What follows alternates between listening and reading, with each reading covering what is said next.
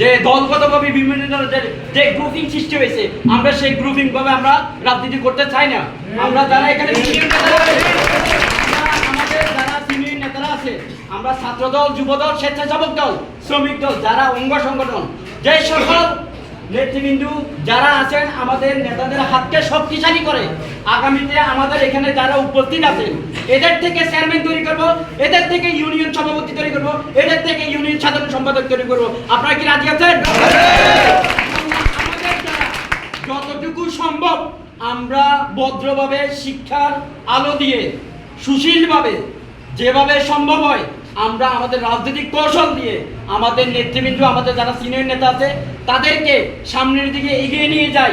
আমরা তাদেরকে ঐক্যবদ্ধভাবে রেখে করারটা একটা সুন্দর, সুশীল এবং সুশৃঙ্খলভাবে একটা রাজনৈতিক মডেল হিসাবে তৈরি করতে চাই। আপনারা কি রাজি আছেন? বিগত আমাদের এখানে 4-5 দিন পর্যন্ত আমরা সন্ধ্যাকালীন আলোচনা এখানে হচ্ছে, আমরা আগামীতেও হবে ইনশাল্লাহ। আমাদের এই যে অফিসে আমরা বসছি, আসলে আমরা এই অফিসটা এখনো পর্যন্ত উদ্বোধন হয় নাই। আশা করি আমাদের সামনে যে অফিস উদ্বোধন হবে তখন আমরা আমাদের উল্লেখযোগ্যভাবে আমরা খুব আনন্দ উৎসবভাবে আমরা অফিসটি উদ্বোধন করব। আমি এখানে আসলে একটা কথা বলবো, এখনো বিএনপি ক্ষমতা আসে না, আসছে না? বিএনপি ক্ষমতা আসে না, আসছে না? কিন্তু আওয়ামী লীগ এখনো দেশের মধ্যে রয়ে গেছে, বাংলাদেশের আছে না? কারণ বিগত 17 বছরে আওয়ামী লীগ 6,400 ওয়ার্ড পর্যায়ে একটা চৌকিদার সহ তারা বানাইছে, আছে না? না পালাইছে, এমপি মন্ত্রী না কয়েকজন পালাইছে, আরগুলা কি পালাইছে? আর ওগুলা কি করছে? কিছু বিএনপি কুচক্র মহল নেতা যারা আছে তাদের ভিতরে ঢুকে যায়, আমাদেরকে যারা সুশীলভাবে ভদ্রভাবে যারা রাজনীতি করতেছে তাদেরকে কি করছে? অত্যাচার করতেছে, তাদেরকে ভাঙচুর করতেছে। আপনি কি জানেন? অনেক মানুষ আমাদের সাথে ছাত্র ছায়ের মতো আমাদের সাথে অনেক মানুষ মিশে আছে। আওয়ামী লীগের কি দালাল আছে না? আমরা এই আওয়ামী লীগের দালালগুলো থেকে কি মুক্তি চাই? আমরা এই আওয়ামী লীগের দালালগুলো থেকে দূরে থাকবো, ওদেরকে চিহ্নিত করে রাখবো। আমরা আপনি কি চিহ্নিত করবেন? ওদেরকে আমরা কোনো সুযোগ সুবিধা দিব না। আমি আমার যারা নেতৃবৃন্দ আছে তাদের দিক নির্দেশনামূলক এবং আকর্ষণ করে বলতেছি, আপনারা এই ধরনের হাইব্রিডদেরকে জায়গা দিবেন না।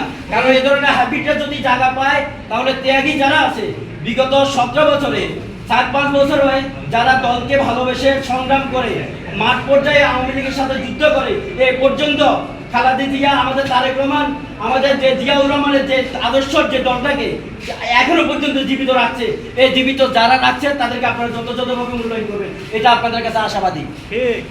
আমরা প্রিয় ভাইরা, আমরা চাই করেরহাট মিরসরাই থানার মধ্যে তথা সারা বাংলাদেশের মধ্যে করেরহাটের একটা সুন্দর সুশৃঙ্খলভাবে আগামীর বাংলাদেশকে যেভাবে সুন্দর করে সামনের দিকে নিয়ে যাবে, করেরহাট থেকে যাতে ওই উজ্জ্বল নক্ষত্রগুলো উঠে আসতে পারে, এই ধরনের সহযোগিতা চাই। আপনারা কি সহযোগিতা করবেন?